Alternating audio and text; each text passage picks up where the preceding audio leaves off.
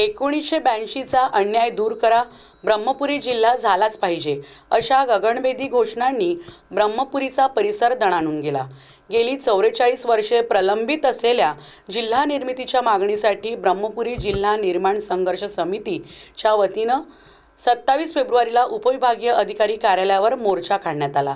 1982 मध्ये ब्रह्मपुरी जिल्हा घोषित होऊनही राजकीय कारणास्तव तो निर्णय मागे पडला होता। हा अन्याय आता सहन करणार नाही असा निर्धार करत शेकडो जिल्हाप्रेमी नागरिकांनी प्रशासकीय दरबारी धडक दिली। मुख्यमंत्र्यांच्या नावे असलेल्या निवेदनातून आमदार विजय वडेट्टीवार यांनी विधानसभेत तारांकित प्रश्न उपस्थित करावा, तसेच नगर परिषद आणि पंचायत समितीने जिल्हा निर्मितीचे ठराव तातडीने मंजूर करावेत अशी आग्रही मागणी करण्यात आली। खरं तर ब्रह्मपुरी जिल्हा या चंद्रपूरमध्ये आहे।